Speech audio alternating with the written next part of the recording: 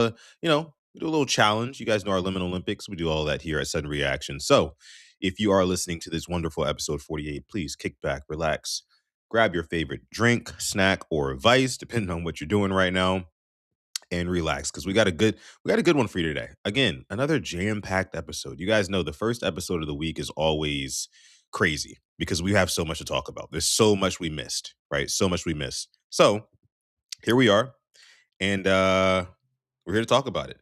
My guy King Blaze is in the chat. What's going on, King Blaze? Kenny says Sutton is late. Hmm, like 1 minute late. We did it for noon today. Well, noon my time. Noon my time. Let me see. Taurus is in the chat. What's going on? What's going on? Taurus says, "Yo, Sutton, what up? What up? What up?" Yeah, like I said, guys, we got a good one for you today. It's I want to start it off with this, and I normally will start off with something sports related or Baltimore Ravens related because, especially if it's a pressing matter. But they just announced today, the Ravens just announced today that they will be dropping new jerseys on April 16th. And I just want to say this because I'm going to talk about it a little bit later on Quiet Storm Sports, which, by the way, Quiet Storm Sports today will be featuring my guy Sip to Tally Films and my guy Nitro as well. Us three will be on Quiet Storm Sports later today, chopping it up about all things Baltimore Ravens. So listen, it's going to be a good one. You're not going to want to miss that. Anywho, they announced that they're dropping new uniforms, and the thing that I was going to say before is that it's funny to me how just last week Ravens president Sashi Brown was saying things like, "Oh, we're not even close to that. It's a lengthy process. It would take us a whole year at least. Like we're pretty much." He was basically saying in so many words that the Ravens were a year off. They were saying that they were a year off from having new jerseys. But lo and behold, here we are. The Ravens will have new uniforms come April 16th. And I'm excited about it. You guys know how I feel about Ravens jerseys, at least the ones that we've been wearing for the past 20 some odd years, 30 years. You know, um, I've never been a huge fan of the Ravens jerseys. I don't know if it's just like the colorway. I don't know if it's just like the designs or like the numbering and things like that. It might just be like the numbering seems kind of dated to me. I want to see. I want to see, and this is just my personal wish list. I want to see the B back on the helmet. I want to see the Baltimore B back on the helmet. That's number one. I think that that could look fly. That could look super sharp. Put that on a black B on a purple helmet. Fire. Nike, I know you can get it done. Nike, I know you can get it done. It's possible. Give me some wings, something. You know what I mean? My guy Stretch52 says in the chat, says, I like the black being the primary. I did see somebody mention that on X earlier today, and then somebody had responded to them by saying, no, the black is kept for like the primetime games at the bank, stuff like that. It gives it a little bit more aura when it only comes out maybe two times a year, two, 3 times a year, something like that. However, I do like the idea. I do like the sound of that. I just don't think that they're going to because purple is really the base color, right? Purple is the base color. So whatever jerseys we see, the base is going to be purple for the primary. And with that being said, I think that again, purple helmets with a black B on it, give us the maybe purple jerseys with the black numbering on. I'm not exactly sure. But all I know is that, coming into this new regime, it does seem like the Ravens are fully turning the page. And I know they put in their request to do it last year, allegedly. I think somebody came out and said that. But, again, I love the fact that we're fully turning the page. Fully turning the page from the John Harbaugh days. We got a whole new coaching staff. We've got, we've kind of, I don't want to say retooled yet because the draft hasn't happened. Free agency isn't necessarily over and we could still make trades. But we've made big splashes so far as well in this offseason by acquiring, guys like Trey Hendrickson, attempting to get guys like Max Crosby. It does seem like the Ravens are all in on really, turning things around here and starting anew. And the jerseys is kind of like the newest iteration of that idea. So I love it. I love it. Black with purple numbers, please. I would like that. I would like that. They're not changing the logo. I would hope. I would. I wish they would. I just want the B. I just want the B on there, man. I want the B. What's going on, Tila? Let me see. Money Mike, what up? What up? What up? Glaucoma, what up? Appreciate y'all for coming through. As always, we got a lot to get into today. Again, we got some Liminal Olympics games. We got some kind of introspective topics. We got some messy topics. We got a lot. We got a lot. So without any further ado, let's go ahead and get into episode 48 of Sutton Reactions. Like the video.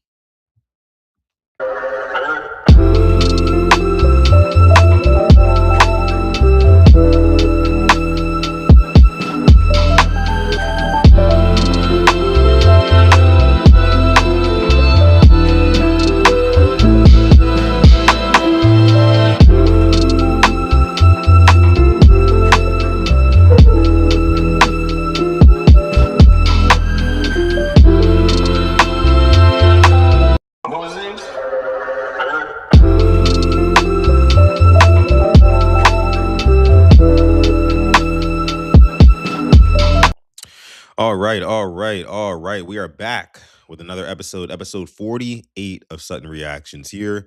By the way, before we get started on this one, shout out to everybody who's watching in the live chat right now. Shout out to everybody who's part of the replay gang on this one. And then for those of you guys who are watching on various platforms such as Twitch, such as Kick, such as X as well, please consider coming over to YouTube and joining our live interactive chat, which will be featured right beneath me for the entire episode and duration of this show. And also, as it says at the bottom of your screen, your little ticker, you can send me topics, videos that you want me to react to live here on Sutton Reactions just by sending it to my X or Instagram account at Sutton Def. All right, so what do we want to get into first here? What do we want to get into first here? A little warm up. You guys know I like a little warm up before we get into our games and all that other jazz, right? So here's one. I want to bring this up just to get us started here, just to get us cooking.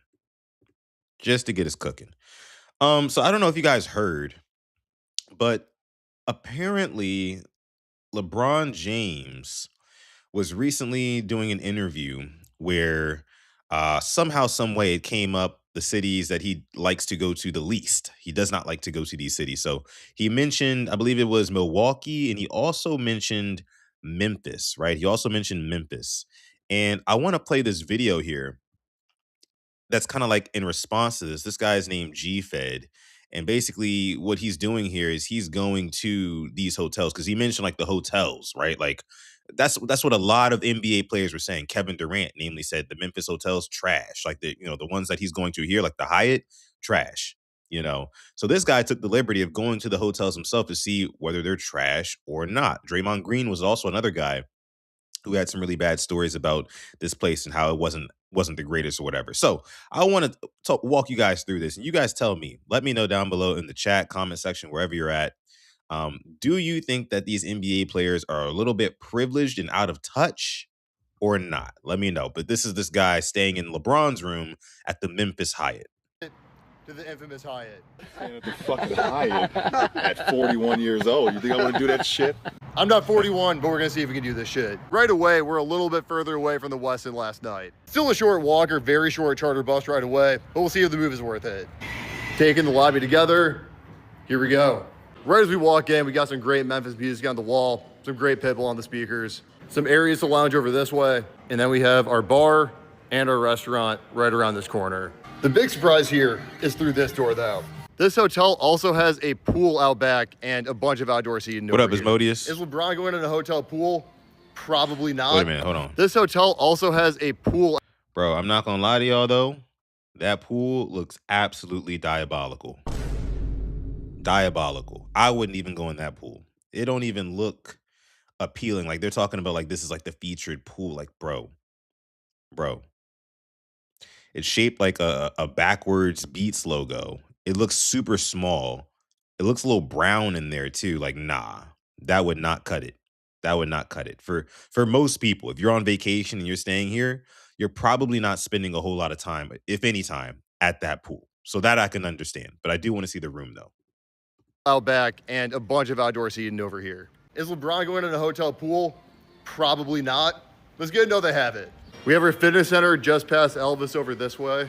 Some people are using it, don't want to intrude too much, but you can get the gist of it from right here. And then we have a massive extension on this building into a conference center area over here. This part of the building looks really old, ton of exposed bricks, but if you wanted to do an NBA walkthrough, this would be an interesting spot to do it. I think that's about everything before we go to the room. Disclaimer, we did get upgraded at the Westin last night. I truly think it was because I was a Bonvoy member though, and not because I'm making content. This time around, we also got upgraded, but it was 100% because they knew we were coming. But I did still pay full price for a room because I really don't want to turn these videos into an ad and don't want you to think this is one. A price of $248, 33 bucks more than yesterday, but I think a lot of that's because the Grizzlies are playing tonight and they weren't last night. Okay. Here's the moment of truth. Right, LeBron is probably staying in the suite anyways. Let's see what he's working with. This is an even bigger room than the last one we had. We don't have the view of the Forum anymore, but we probably have the best view you're going to get in Memphis, especially with the Bass Pro Shop Pyramid right there. Got to pay our respects. Full living room right here with a small kitchen. Okay, that's nice lounge chair over here with a view. We also got a goodie bag from Memphis's tourism department. We're going to see what's going on here. We got some gear for the game tonight. A flask. Sweet shirt. That's going to be dangerous on Beale Street tonight. And a harmonica. Y'all crush this. That now takes us into the bedroom. New fit is looking great. Right by our his and hers things. And we have our bed right over here. And with this bedroom, we have big shower 1. Okay. Bathroom 1. Yep. And bathroom 2. Gotta run over that. Right over here. That leaves a question. Is this a room fit for a king? Let me know in the comments. All right. So you guys get the gist there from watching, you know, what they're working with in this room here. This is I guess the typical Memphis hotel room that a lot of these NBA players would have while they're staying. Taurus says in the chat, there's nothing wrong with that hotel. And right above Taurus's comment is Kogan's comment that says LeBron is going to have different standards than us regulars. And that I understand. I think I lean more towards what Kogan is saying here. I do. Because while there isn't anything wrong with that hotel, we do have to take stock of who LeBron James is. Not only has he been, you know, filthy rich for what, 2+ decades to this point, and he's experienced the best of hotels and, you know, literally fine dining. Literally, he's experienced the best that life and money has to offer. You know, and this guy's saying here that he paid full price for the room. It was like $250. $250 isn't going to get you the best money can offer. It's just not. And when you also pair that with the fact that LeBron James is what, 6'8", you know what I mean? Like, so him walking into, like, to most people, let me go back to this part where he goes in the room.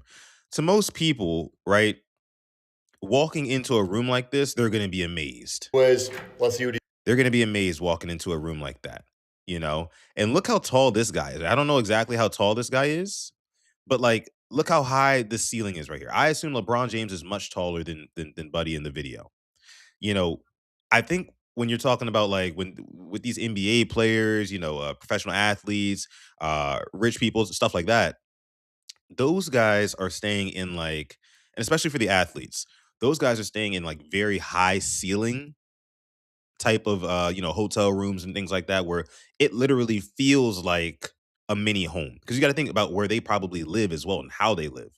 Super high ceilings, you know what I mean? It makes you feel like you're not cramped in there. I can assume freaking, again, 6'8" LeBron James is a little bit cramped even in a space that looks this nice. You know, this is built for humans that aren't freakishly tall and large, you know. So while there isn't anything actually wrong with this hotel room, there really isn't. There really isn't. But at the same time, is it fit for athletes like LeBron James? Maybe not. Maybe not. Glaucoma says, I mean, if it's free, it's good, but personally, I wouldn't pay to stay there. And see, like, if we're saying that, we're not on LeBron James level. That just proves my point. Again, this is a nice hotel room. It's a nice hotel room. But like I wouldn't, I'm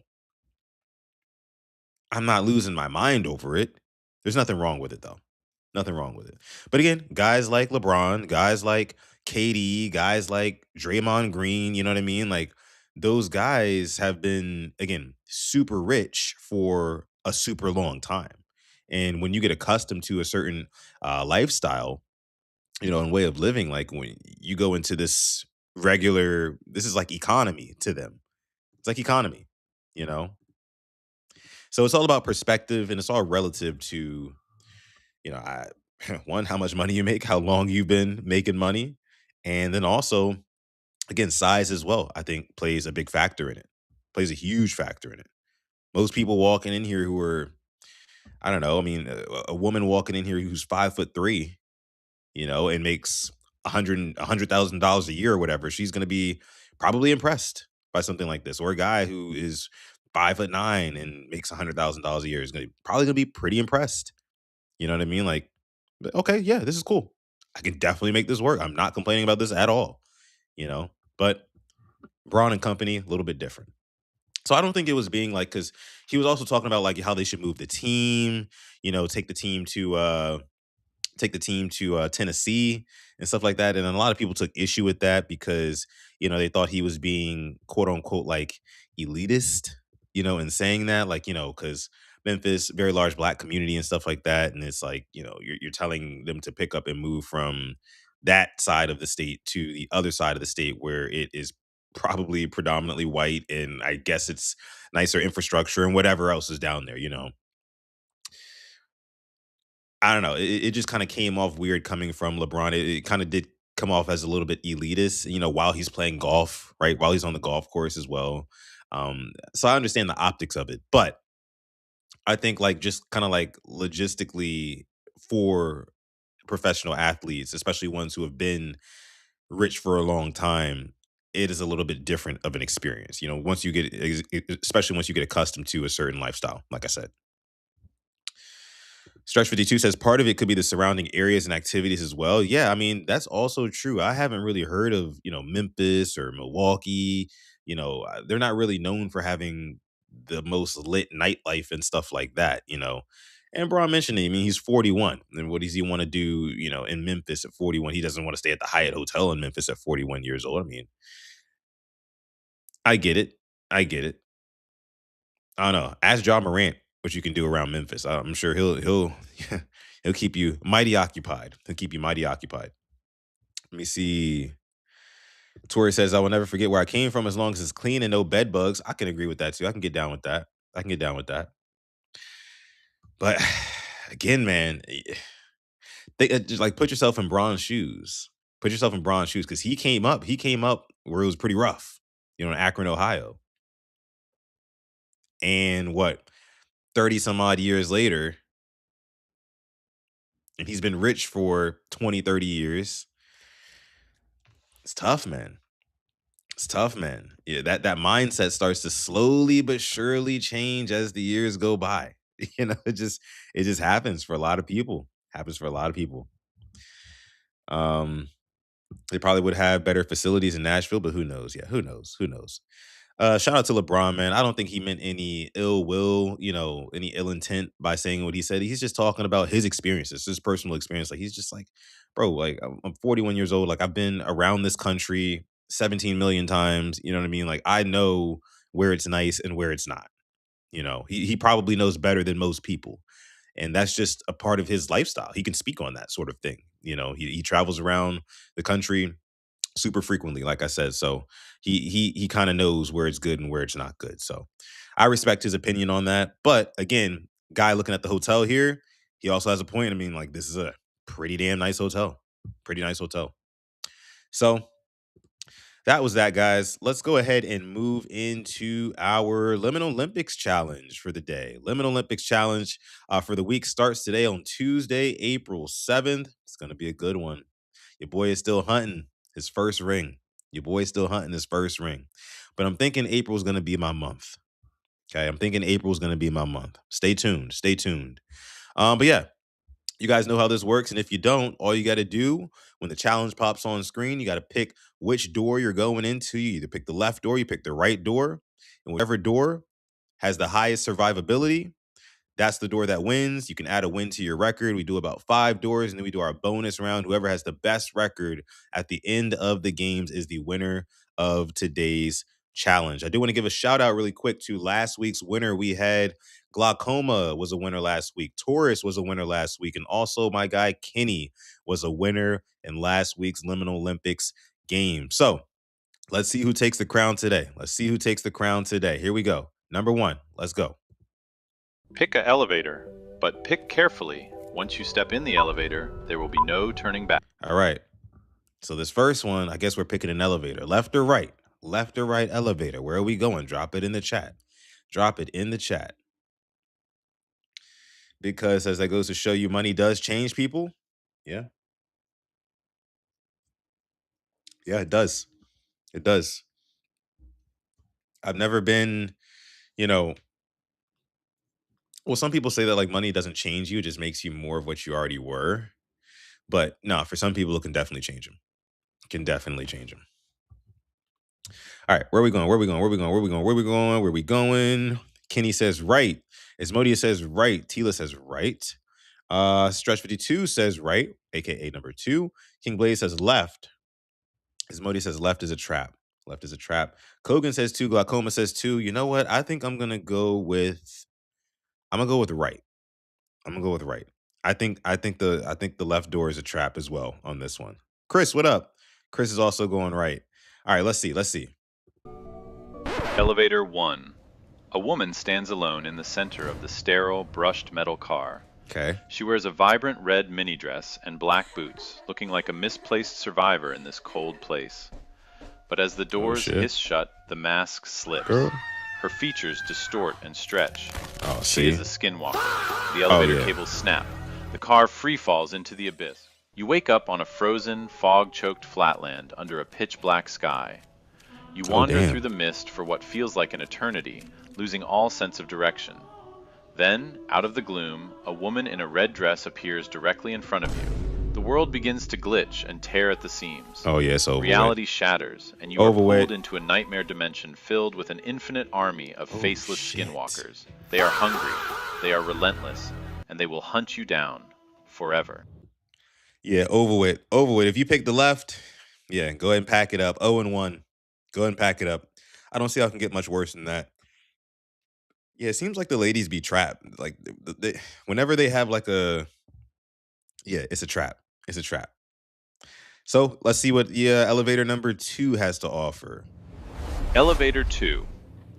You are greeted by the infamous tall guy. He starts by handing you a perfectly chilled drink to quench your thirst, then steps forward to give you a legendary dab up, the ultimate seal of approval.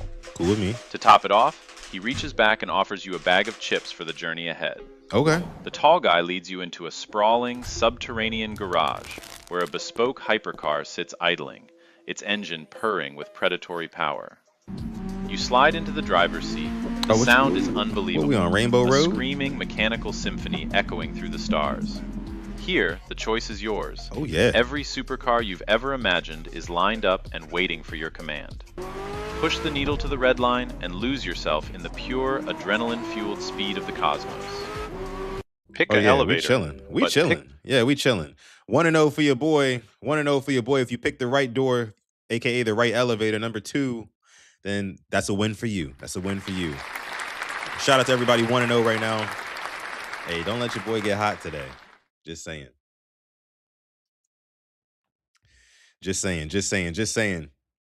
Dub Club, where we at? Dub Club, where we at? Asmodeus, Dub Club. Glaucoma, Dub Club. Chris, Dub Club. Kogan, Dub Club. That's what I'm talking about. That's what I'm talking about. Tila, Dub Club. There we go. There we go. All y'all who own one, step it up. Don't fall behind now. All right, let's get to the second one. Let's get to the second one. Number 2. Pick an elevator. Where are we going? Pick carefully. There is no turning back. See. They doing this again. They doing this again. They're doing this again. Where we going, left or right?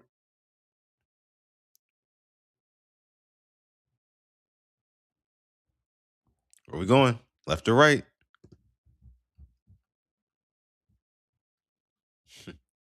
Sudden, you need the cowboy hat back. I'm gonna bring it back out. I'm gonna bring it back out sometime this week. Sometime this week. Or you know what? I'll bring it back out when I actually win a Liminal Olympics game. When I actually win one. Still haven't won one yet. I'm gonna go with the right. I'm gonna go with the right, y'all. I'm not even gonna lie. I'm gonna stick to what I said a couple minutes ago. They're always trying to trap us when they give us a woman. And she looked crazy too. I think she had clown makeup. So I'm gonna go with number 2, aka the right. Let me see where y'all going. Let me see where y'all going. Who's with me? Who's with me? Chris is with me. Glaucoma's with me. Let me see who else. Asmodeus is with me. Let me see. Come on, Chris. Don't do me like that. Glaucoma says, no way I'm trusting Harley Quinn. See, I feel that. This is why I'm going right. I'm going right. All right. All right. We locked in, chat. Let's go. Elevator 1. Okay. The Painted Host. The Painted Host. Step inside and meet your host, a woman with a face painted in vibrant, whimsical colors. She greets you with a wide, genuine smile and performs playful tricks to pass the time as you ascend. She isn't a threat. She is a friend. When the silver doors finally slide open, she gently takes your hand and leads you into a sanctuary. You find yourself in a subterranean den, glowing with the warmth of golden string lights. A plush, oversized sofa waits for you, piled high with soft blankets and flannel pillows. The smell of fresh, hot pizza fills the air, and the glow of a projector screen invites you to lose yourself in a video game. You could lose the makeup. There are no monsters here, only comfort. Hey, they playing 007 on the 64? Boy, and eating pizza in a cozy little den? With a bad ting? Shit. Hey, look, man. Damn, there's no entities, nothing here? Whether you're sharing a slice or drifting off to sleep by her side, this is your forever home. Total peace. You chose the correct elevator. You won. Damn. They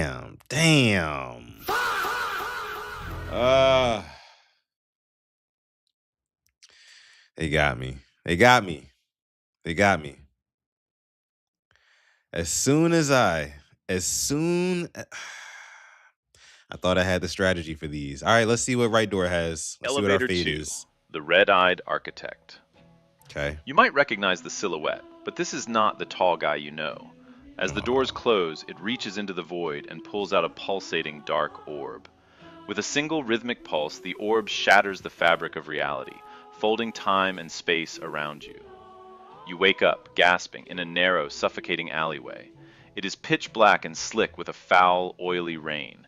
The air reeks of stale cigarette smoke, stagnant water, and the copper tang of rotting garbage. Just as you catch your breath, a heavy iron anvil whistles through the air, smashing into the pavement inches from your feet.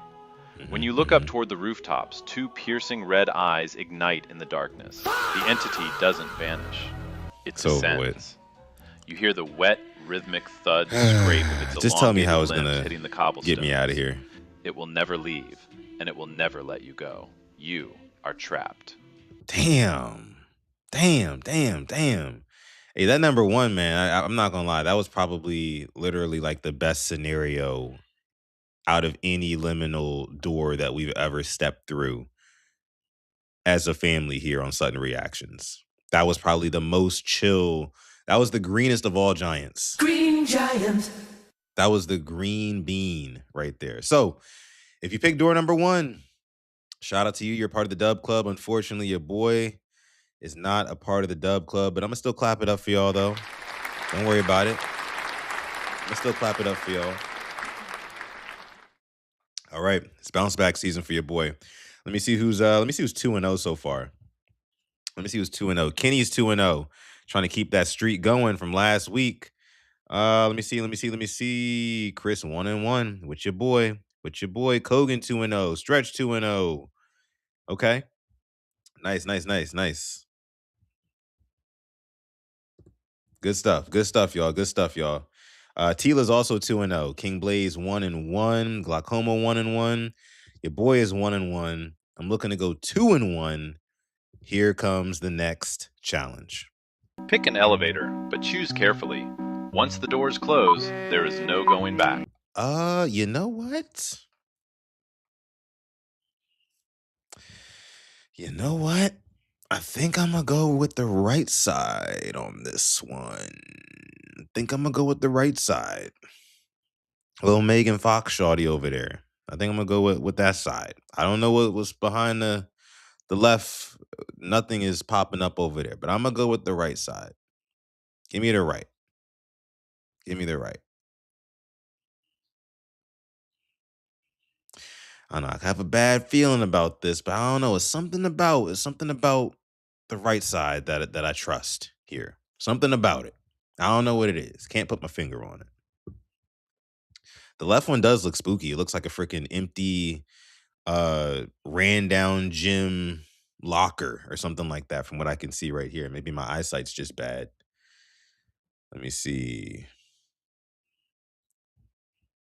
You like the color of love? Hell no. Y'all all going one. Y'all all going left. Okay. All going left. Glaucoma says he's going to go right. Okay.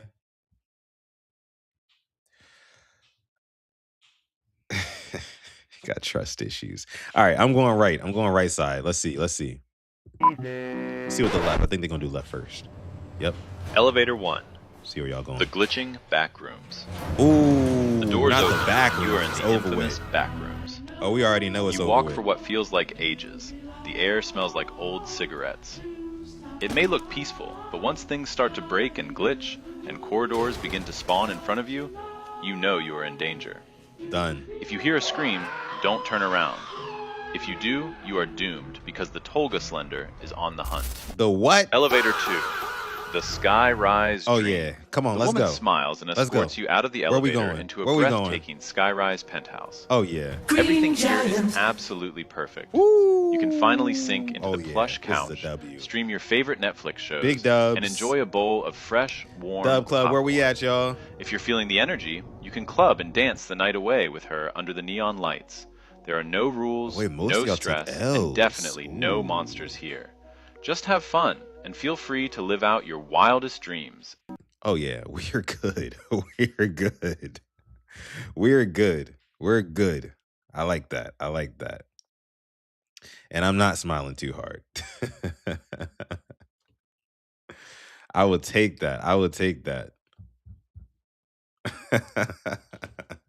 Hey, man, clap it up for the Dub Club, y'all. Clap it up for the Dub Club. I don't know what y'all talk about, man. Clap it up for the Dub Club. Let's go. Let's go.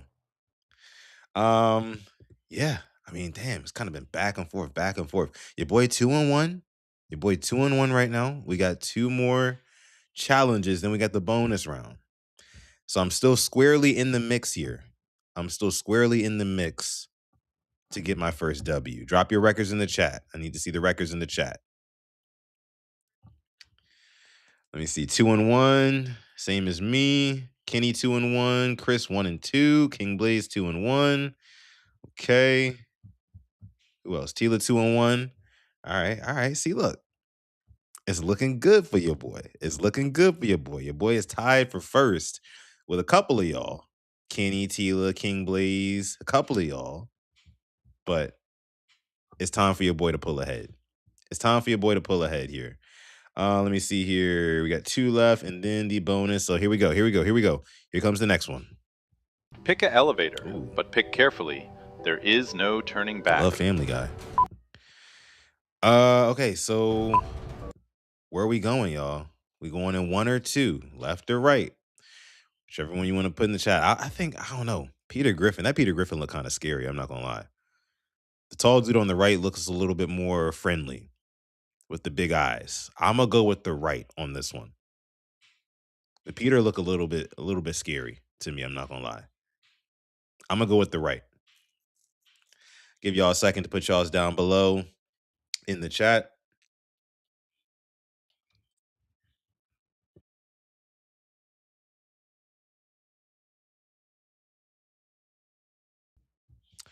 All right, all right, all right. Let me see what you guys are saying here. Where are we thinking? Where are we thinking? Left. Okay.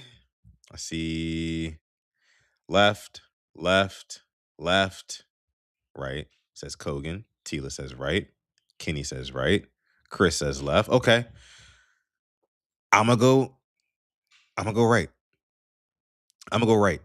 That's where I'm going. Big cuz going left. Got you. Got you. Got you. Let's see, y'all. Let's see. Let's see. Peter Griffin, where we going? Elevator 1, the Griffin haunting. Peter Modia Griffin says welcomes right. you into the elevator with a vacant grin. Suddenly, the lights flicker violently before plunging you into total darkness. Oh shit. When you finally come to, you aren't in an elevator Might anymore. be over for y'all. You're lying on the floor of the Griffin's living room. But it's a decaying, lost place version of reality. You find a tattered note on the couch. Brian is coming for you. Ooh. But it isn't actually Not the Brian. dog. It is Stewie. Stewie is still here, but he isn't the boy you remember. Oh shit. He stalks Not the Stewie. hallways of this distorted dimension. Fuck. He will never let Oh you leave. shit. You picked wrong. Damn. Yeah. Yeah. Ooh, if you pick one, hey, look, I feel sorry for you. That is imminent death. Did you see that? Bro. Ain't no way. Ain't no way. Let's continue. Let's continue. Elevator 2. Where we the going, tall Shoreline man? Feast. Where we going? The infamous tall guy welcomes you into the elevator with a silent, friendly tilt of his diamond-shaped head. As the lift comes to a smooth halt, the doors slide open to reveal a staggering sight. A massive, sun-drenched beach with sand as white as sugar Bro, and always water of the introducing us to a deepest vibe. turquoise. Waiting on the shore is a legendary feast, an endless spread of every food Yes, you've sir. ever craved. There is Look no good, too. rush and no danger here. When you've had your fill, you can simply sink into a woven hanging lounger, feel the ocean breeze, and lose yourself in the warmth of a perfect, eternal sun. Let's go. Let's go. Hey, Dub Club, where we at? Dub Club, where we at? Hey, clap it up for everybody who is over 500 right now. Clap it up for yourselves. Your boy is 3-1. Your boy is 3-1. Let me see. Let me see. Kogan 3-1 as well. Chris 1-3. Hey, it's been rough for you, Chris. Hold on. Let me play you some music real quick. Let me get you some music up in here, yeah? Let me get you some music, Chris. Maybe that's what you need. Get you back on track. Can't be your day every day. But, you know, sometimes you need days like this where you can go back and you can study the film and you can actually, you know, you can get back right again. You can get back right again. Got to go back to the drawing board, Chris. It's been a little bit rough. Been a little bit rough for you, not gonna lie. Been a little bit rough for you, not gonna lie. 3-1 for your boy though. 3-1. Stretch 52 says 2-2. All right, all right, all right. So let me see. Looks like Kogan and myself are both 3-1. Is anybody else 3-1? I don't think anybody else is. Okay. Oh, Kenny is 3-1. Kenny's 3-1. Got you, got you, got you. All right, so it's a tight race. It's a tight race. We got one more door challenge in the bonus round. Hey, look, I'm squarely in the mix. I'm in the mix. Tila 3-1. Listen, if I win, the cowboy hat's coming back out. Cowboy hat's coming back out if I win. All right, but let's continue. All right, so, all right, one more door challenge here. Let's see. Here we go. Pick a door, but choose carefully. Once you step inside, there is... All right. Where we going? Left or right? Left or right? Where are we going, chat? Left says, don't trust it. Right says, are you sure? What is bro saying? Oh, so bro is saying, trust me, go right. I don't know. Tall man didn't steer me wrong. Tall man, he did not steer me wrong last time. I might have to go with what he's saying. I might have to rock with bro. I'm thinking I'm a rock with bro. Yeah, give me the right door. Give me the right door. Not even gonna overthink it. Just give me the right door. Tall man been good to me for the most part. For the most part. So I'm gonna go with I'm 3-1 right now. If I go 4-1, puts me right in the mix to win today. Right in the mix. Ah man, we're gonna kick off the week the right way. I know I am at least. Let's see. Where y'all going? Big Cuz says he's going left door. Glaucoma's going red, aka the right door. Kogan says left. Let me see. Asmodia says right. King Blaze says left. Tila says right. Okay. Stretch says left. Chris says left. Kenny says left. Okay. All right. So we got some differences here for the people who are 3-1 right now. We got some different answers. I like that. I like that. I like that. Little parody here. All right. I'm going to go with the red door, aka the right door. Let's see. Let's see. Tall man, do not fail me now. Please. Please, bro. I need this. I need this ring. Back. Door 1. Okay. The back rooms. Oh, another back You've heard room. the urban Damn. legends, and now the nightmare is Y'all done your went reality. back to the back rooms. You have clipped out of the world and into the infinite. Damn, yo. It may look peaceful in its yellow emptiness, but don't let Back the rooms silence is always fool an you. automatic L. The stagnant, That's the thing about it. suffocating stench of old cigarettes Always and an automatic damp, L. rotting wallpaper fills your lungs with every Damn. breath. The relentless, That's the do not pass high-pitched go humming of the flickering fluorescent card right lights there. The back vibrates rooms. Yeah, in your skull. it's over with. Occasionally, Go straight to you jail. will stumble upon a single, isolated wooden chair sitting in the middle of a hallway, the only haunting remnants of the real world you left behind. You must be extremely careful. The shadows here are deeper than they should be. Never step into the dark places, for the shadow hunters are always lurking just The out of shadow sight. hunters. Once they catch your scent, they will hunt you through these yellow halls. Damn. Forever. All right. Door 2. Come on, introduce me to The a New vibe. York Skyrise. Let's go. New York. You emerge into a breathtaking, ultra-modern yes, penthouse sir. suspended high above the heart of New York Let's City. go. Clap it up. The floor-to-ceiling glass Dub offers Club. a spectacular view of the glowing 4-1 skyline. for your boy. Here, the monsters cannot reach you. You can finally sink into the Says deep, about monsters. plush velvet couch to watch your favorite movies with a cold drink, or treat yourself to the massive gourmet feast prepared specifically for your arrival. An incredible spread of steaming hot kebabs, fresh wood-fired pizzas, exotic fruits, and many more delicious snacks are laid out and waiting for you. If the silence of the penthouse becomes too much, pour yourself a glowing, vibrant cocktail to share with your friends, and lose yourself in the glittering, diamond-like lights of the city below. Hey, look, that's a dub. That's a dub. Hey, listen, your boy 4-1. I'm right there. I'm right there again. I'm right there. On the cusp of a national title. On the cusp of my first Liminal Olympics ring. Who else is 4-1? I think Tila's 4-1. She picked the same as me. Okay. Glaucoma 3-2. So what's up with all the back rooms smelling like cigarettes? I thought the same thing. And because it's actually about to be a horror movie, The Backrooms. I mentioned it last week on the pod.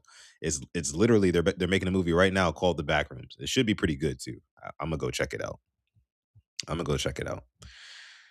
Glaucoma says 3-2, not out yet. Asmodeus 3-2. You're right. You're not out yet. Man, that's what makes the game so interesting. Because you guys know all we got left is the bonus round. You got to pick your number and pray. It's a pick and pray, right? And if you win, if you pick the right number, aka if your number survives, that's 2 wins that counts on your record. If you lose, it still only counts for 1 loss. But if you win, that's 2 wins on your record. So you guys know what it is. If you got 3 wins, you're still in the running to win today. But if you're negative right now, if you're below 500, just try to get back to 500. At least try to get back to 500, okay?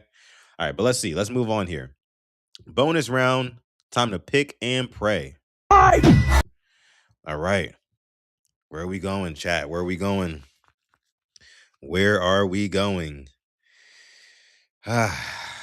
Your boy, listen. I'm this close to winning this ring today. Your boy is 4-1. When does this ever happen? Real quick, can we just clap it up for me real quick? Just real quick. Thank you, chat. I appreciate that. I appreciate y'all, man. This is why I love you guys. Yeah, man. Give me a little bit of encouragement here. To get my first W. Let's see. Where do I want to go, though? I think I'm going to go. You know what? Give me 2. 2 is in the cut. 2 is in the cuttery down there. I think I'm going to rock with 2. Yeah, no way he gets it 2 because it looks like it's probably gonna come in from the left side. Yeah, so give me 2 in the bottom right. That's what I'm gonna rock with. Let me see what y'all say. I see a 5. I see a 1. I see 2. 3, 2, 9. Okay, so we spread out here. Tila says 2 as well. Oh man, so that would be a tie. That would be a tie if we both got that right. That'd be crazy. That'd be crazy. I won't bring out the hat for a tie if that is the case. I won't bring out the hat for a tie because I gotta be the sole winner. I gotta be the sole winner. And don't go OMGing in the chat. Don't go OMGing in the chat like I haven't been making good decisions all day long. Honestly, the past 2 weeks. Nah, I can't change your number. It's locked in now. It's locked in. 1 says glaucoma. All right, all right, all right. Let's see. Let's see, y'all. Let's see. King Blaze says 3. Let's rock. Let's rock. I think we got everybody. Actually, give me 1 second here. This the hotel LeBron want.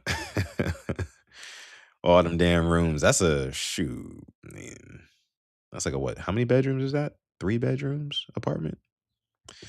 It's a lot of bedrooms. A lot of bedrooms. All right, here we go. Here we go. Here we go. Here we go. I got number 2. I'm 4-1. Come on, baby. Let's go. Hey, brother. Hey, that's pretty good. Just stay out the way. 7 out of there. Nice outfit. Thanks. See, I love how we're as far away from 2 as can possibly be right now.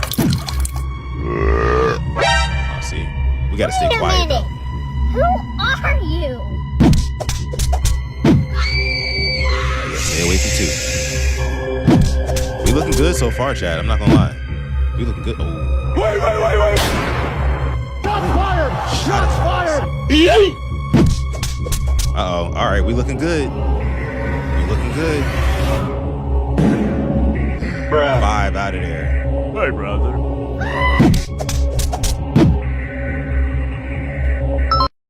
Oh, let's go. Hey, look, we won. Hey.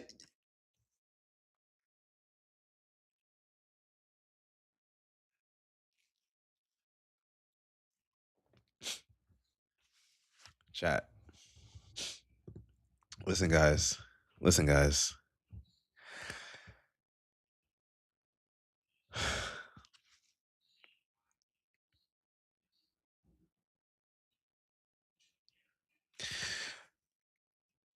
I hope y'all know I used to pray for times like this, bro.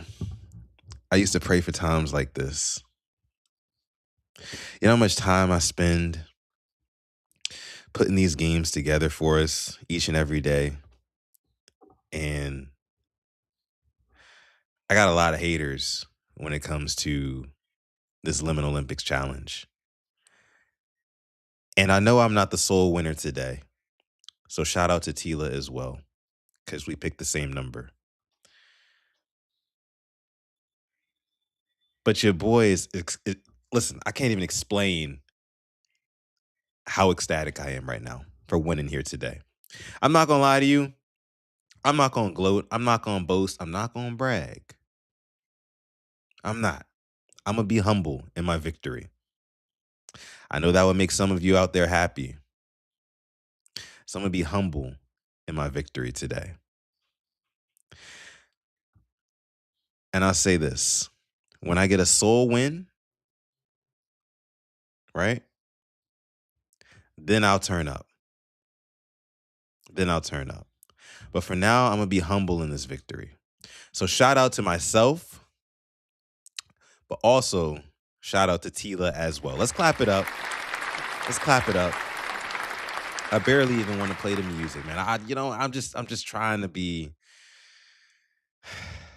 humble. I'm trying to be more humble. But listen, if anybody is out there hating, guess what we're not doing? We do not care.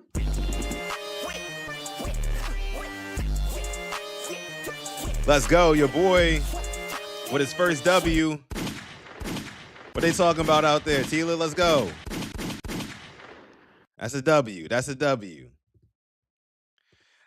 Look, man, I'll take it. I'll take it. I'm damn near crying tears of joy, bro. I am.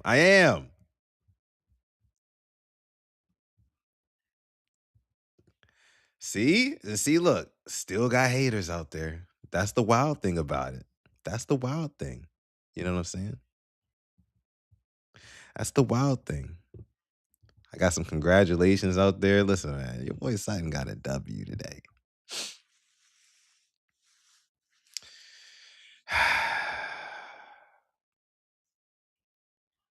I don't know what to say, chat. I mean, I'm just so happy. Like, I'm genuinely like happy. You guys, again, understand. I've been putting these games together, and I have not won one yet. But today, your boy got a W. Taurus, I was locked in. I got the dub. I got the dub. Me and T-less. It was like a co-dub. But listen, a W is a W for your boy. And I'm putting it on my damn record. But until I get my one, till I get my one, my soul win, I'm going to be humble. I'm going to be humble. But when that day comes. Okay, all right, let's move on. Co-dub. I like that. All right. Thank you guys for participating in today's Liminal Olympics challenge. Feels crazy to say. Shout out to our winners. Your boy, you feel me? And Tila as well. Shout out to Tila. Okay, guys, it's time to get into some reactions. We started off with a little icebreaker, talked about the whole LeBron's room in Memphis and stuff like that. I want to bring up, what do I want to bring up here? Let me see if I can find it at least. Here we go. I want to bring this up here. This is something that kind of developed over the weekend. So you had an artist trying to give rapper DaBaby a painting outside of a nightclub, right? And DaBaby basically ignored it. Like, he took a look at it and then he just kept walking, like, and the picture was a portrait of DaBaby's daughters that this dude painted for DaBaby. So let's go ahead and just take a look at the original video here.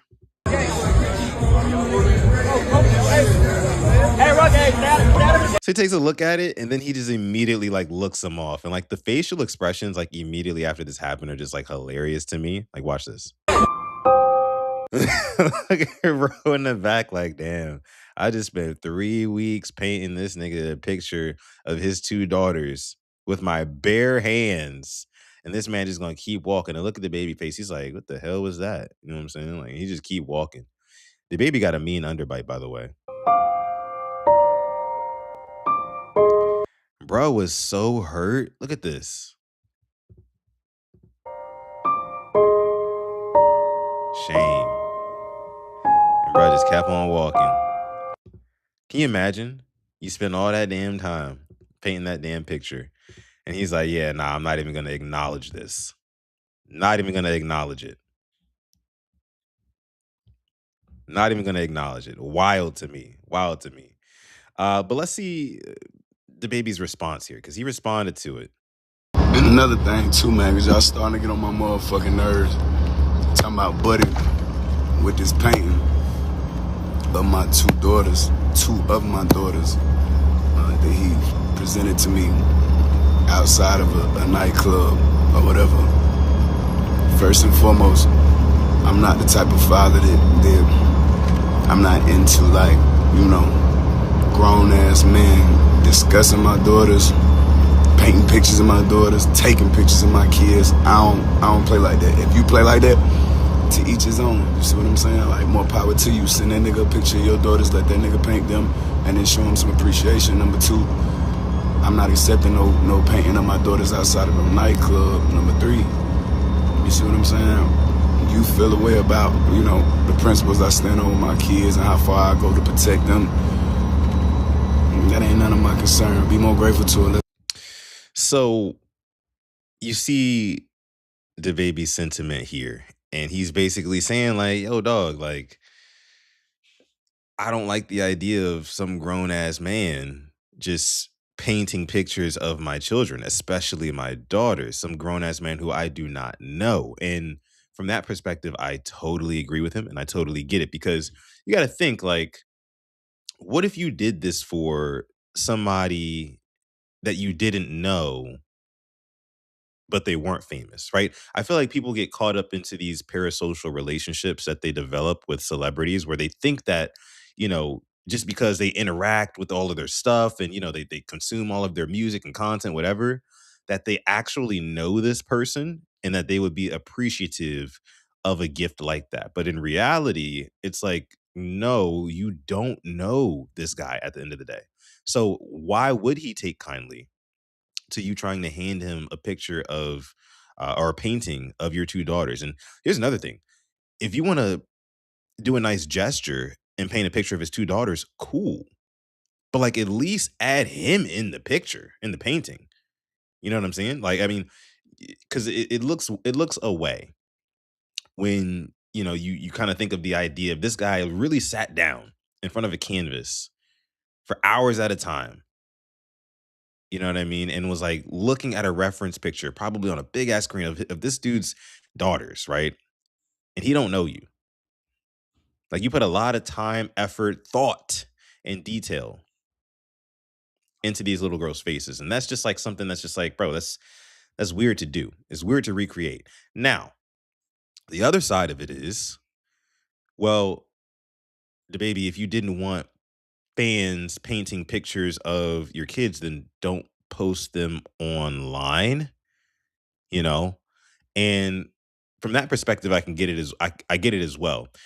Because like once you become a celebrity, everything you put out there, I mean, even if you're not a celebrity, anything you put on social media is up for grabs and manipulation and, anybody can access it and do whatever they want with that content.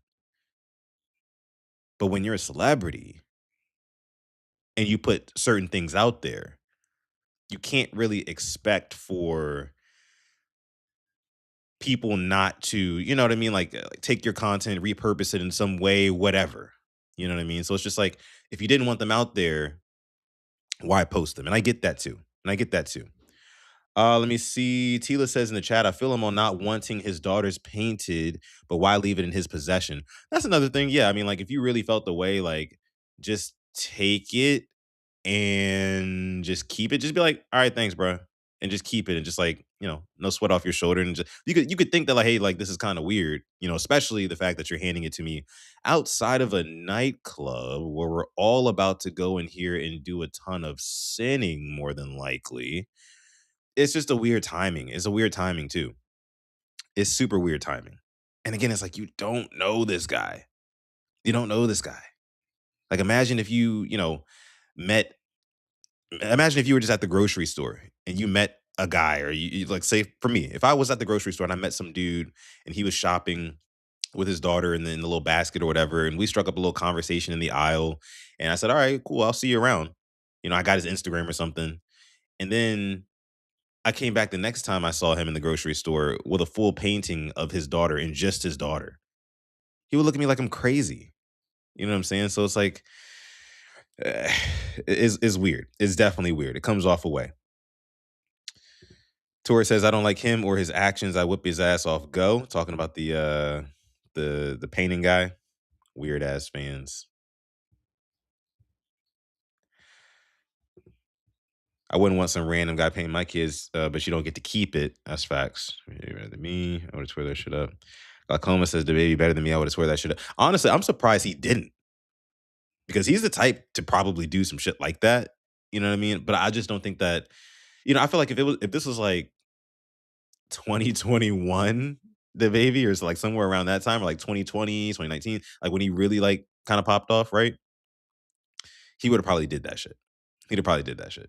But now, like, he's been canceled once or twice over, or whatever, and his career is totally different now. He says he went from like making 300,000 a show to making like only 30K a show, which is still really good by most people's standards. Of course, it's all relative, but I think he's also kind of like more socially aware of like, you know, okay, maybe I don't need to like wild out in public and do something that's gonna really like put me in a bind. But he did make this response video and basically said like, "Hey, look, bro, like I don't like the idea of that going on, and like you shouldn't have did that." And then he threatened the dude because the dude had like after the baby declined the painting, the dude, the painter that is, he posted the painting on his Instagram, on his own Instagram page, right? And the baby was basically telling him, like, no, you got to take this down. If you don't take it down, next time I see you, like, basically, like, I'm gonna see what's up. And apparently, dude took it down, and I guess it's all water under the bridge now because the baby kind of apologized, or he kind of like, you know, I have no problem with you, whatever, whatever, something like that. But it was just interesting because it sparked a huge debate. Sparked a huge debate. Let me see. At this point, he's more famous for the drama than his music. That's low key a fact. That's low key a fact. Because I mean, his last couple albums and projects really ain't been sticking, you know, at all. Uh, anyone signing the dude paints portraits for a living. I'm just not anyone signing the dude paints portraits for a living. Oh, he's saying he would whoop the baby. Oh, okay. That's what you're saying, Taurus. I didn't know you were on that side. Yeah, I mean, he does paint portraits for a living, but at some point, you know, like people's privacy, I think matters. You know what I mean? Like, and I get it.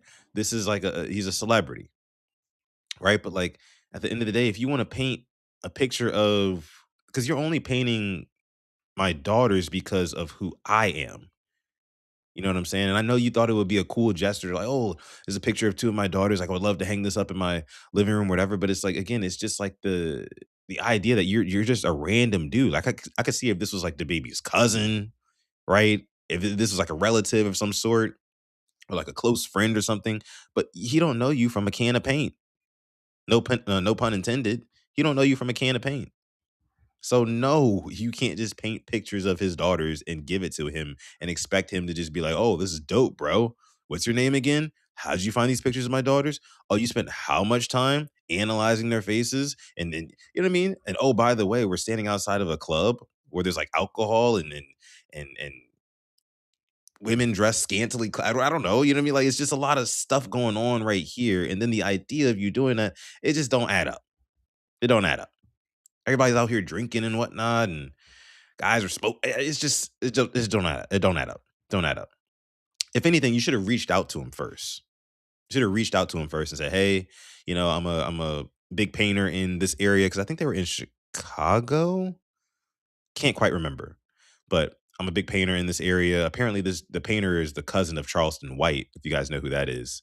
But you know, he should have just reached out to him and said, "Hey, look, I really want to do this for you. You know, I saw this picture here. I believe it would be a really nice picture. Would you like me to paint this for you? And I'll give it to you for free, like on the house." You know, and if the baby responded and was like, "Cool, yeah," then you do it. But don't just take the liberty to paint the naked kids. You just don't do that. You just don't do that. The way the baby be moving, he lucky he ain't swing on him. uh, he as tough as he portrays. I don't doubt it. I don't doubt it. The baby's crazy. Taurus says, if I draw a pic of anyone, clearly I mess with you, and to shit on someone in public like that is crazy. He could have said respectfully, no, thank you. He straight ignored, bro. What if he bought his music? I mean, nah. Nah. If I draw a pic of anyone, clearly I mess with you, and it's shit on someone, it's like, bro. But he didn't draw a pic of him. He drew a picture of his daughters. Right. And those are two people in his life that he holds near and dear to their hearts. And he's seen them at their most vulnerable state, which is probably right now, is when they're as young as they are and things like that. And it's just, I think it just does something. There's like a different type of emotional connection there, Taurus, where it's just like, bro, like, no, you're not about to be looking at my daughter's innocent faces as a grown ass man. You know what I mean? And like painting them like they're your muse or something like that. It just don't work like that, bro. It just don't work like that, especially if I don't know you. Like, I can see if you're a relative. I can see if you're a close friend of mine. I can see if you were a stranger and you actually just reached out to me first. But to just walk up on me outside of a nightclub with it, nah, that's a little much. A little much. So, but that's that, guys. That's that, guys. It's a lot. He could have drew the baby. Could have drew him. That's absolutely right. Love what you guys are saying here. It's a very interesting conversation. Very interesting conversation. Love what you guys are saying in the chat. Let me see where we wanted to go next here. What else did I want to show you guys today? Let's see. Sutton Reactions episode 48. Be sure to like the video, guys, if you have not already. If you're watching on the Purple Rain Podcast YouTube channel, please just go ahead and scroll down to the description on this video and click on the link that you see in the description to come over to the Sutton Reactions YouTube channel and chop it up with us over there. Let's get into some messy stuff, right? Let's get into some messy stuff here.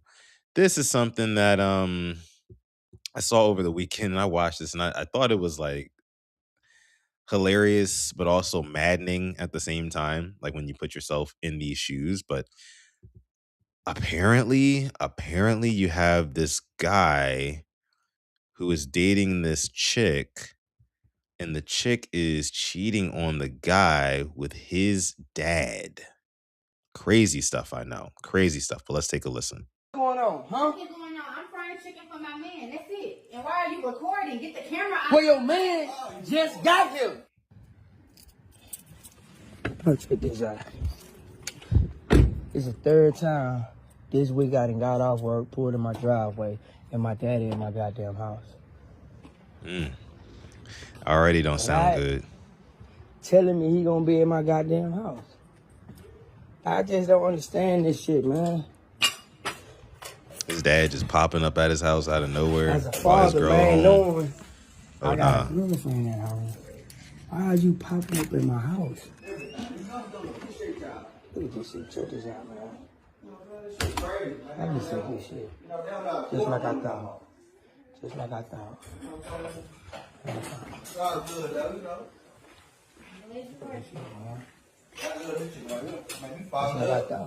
Oh, nah. I know y'all heard What we got that. going on here, huh? Get the camera on my face. What we got going on here, huh? What's y'all? Hey, don't fucking junior me, man.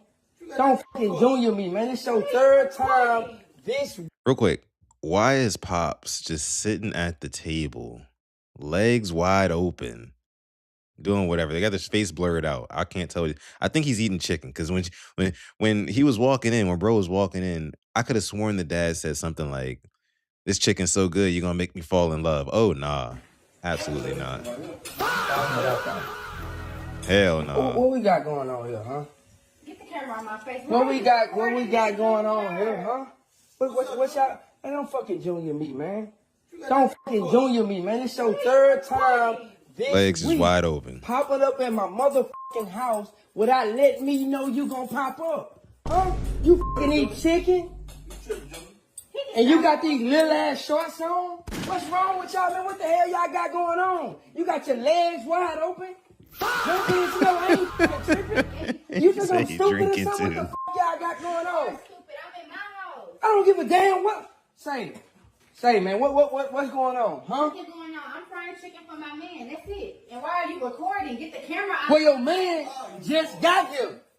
And I come home, think about this shit. I'm coming home to my motherfucking pops in the kitchen with my goddamn girl with these little ass shorts on, eating. Eating. I say, Junior. Why how I'm tripping? Tell me how I'm tripping. Tell me how I'm tripping. Damn, and not the girl on his side, on the dad's side. Come home tripping like, what's the problem? The shorts are crazy too. Not You gonna ain't lie. that serious. Hell no. Did you tell me you was gonna be at my house? I came from Miss Joyce's house around the corner. Did you let me know you was gonna be at my house? Huh? I come home, you sitting in the motherfucking kitchen talking to my girlfriend with these little ass shorts on, Tanisha. Tragic, yo. And that was it. Say, man. This shit, dog. No, I'm tripping. The I'm ghetto. I'm tripping. Not gonna lie. You drinking? You full of fucking liquor? Full of fucking beer? Coronas? Liquor right here. You tripping, John? Not the hypnotic and the Hennessy. Say, man. Not the y'all Incredible fuck all Hulk that is junior crazy. shit. Fuck all that shit. I can go sit down. Go sit down. They drinking You Hennessy take and the Hypnotic and shorts eating off. chicken up in there. Say, come on. Nah, I don't give a damn. You gotta go. You gotta go.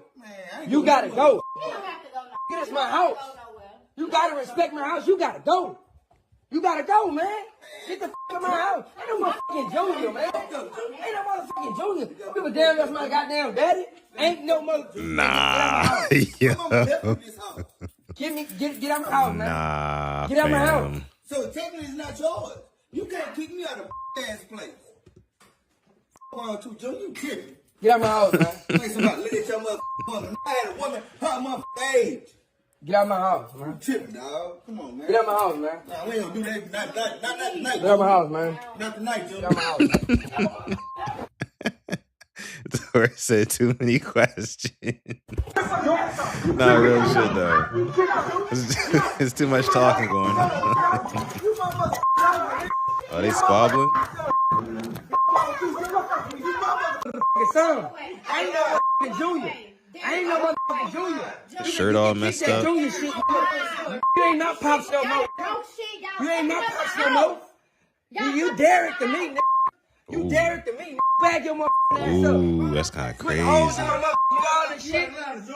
Put up my house and shit. Calling Pops by the first name now. Okay, you out of line. Talking about you got a motherfucking girlfriend, her age and shit. You supposed to be my motherfucking mama. You supposed to be my motherfucking mama. Damn, bro. You supposed to be my motherfucking mama. God. You know, guys. What do I always say? I want better for my people. Because this is nuts. This is absolutely nuts.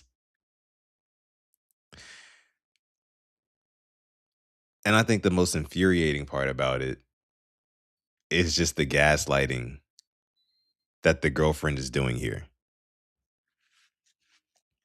Like literally just acting like everything's okay. Like the optics of it all. You are in booty shorts, frying chicken, drinking Hennessy and Hypnotic. Talk about a hypothetical. While your man's dad is randomly popping up at the house and gladly accepting chicken and alcohol with a view.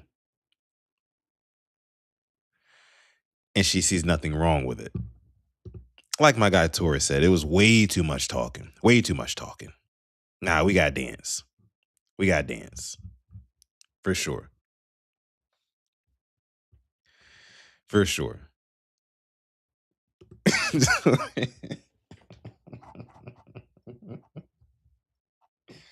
Not the grease going on her skin. Just got to go on both their skin for real. Both of them. Reasonable crash out. Very reasonable crash out. Oh my gosh.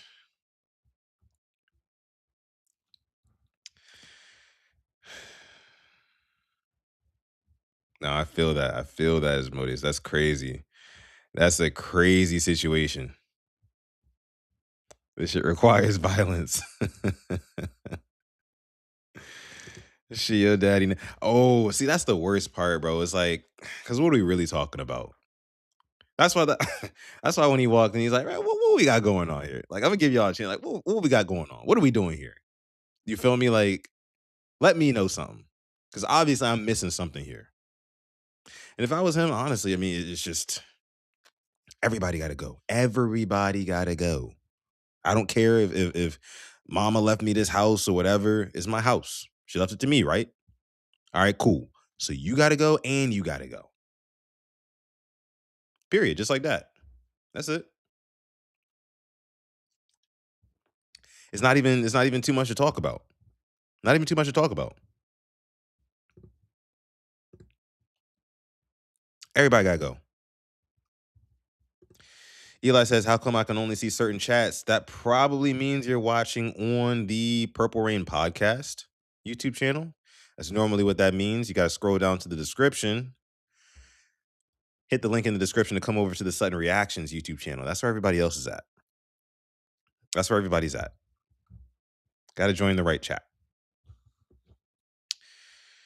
Yeah. I'm happy I don't have these problems either. Super happy, man. I can only imagine that would be wild. That would be wild, bro. Seems like a skit though. And the only reason I feel like it does seem like a skit is because, hold on, let me show you guys. I feel like we can debunk this really quick. Because if you look at this part, when he's walking into the house, right?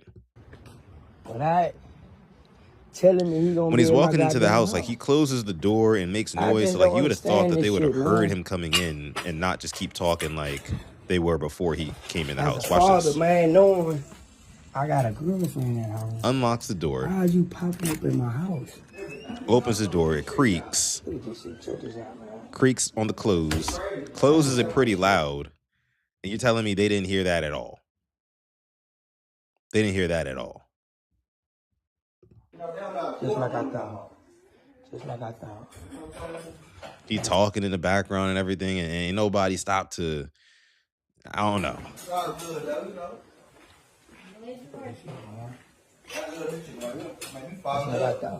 That's crazy. I love this chicken right here. You're going to make me fall in love. Yeah, everybody got to die. That's all it is. Ain't not much to it. Not much to it. Not much to it. Welcome, Eli. Welcome in, welcome in, welcome in. Make sure you give a sub. Make sure you give a sub to the Sutton Reactions YouTube channel as well. Appreciate that. Appreciate that. You're trying to make content out of it. I'd have walked in swinging. I'd have walked in letting the chopper sing. What are we talking about here? Like, it's ridiculous. It's ridiculous. All right, let's move on here. Let's move on. What else we got? What else we got? What else we got? What else we got? Let me see. Let me see. So it looks like here's a video of this one woman who is mad at her husband for falling asleep in the car. I'm sitting here sick and worried. And this man is sitting in this car. Really? Really? Really? Seriously? Seriously? Why are you sleeping in the car? Huh? Why are you sleeping in the car? I need some rest. So why wouldn't you come inside? Because I can't rest in there.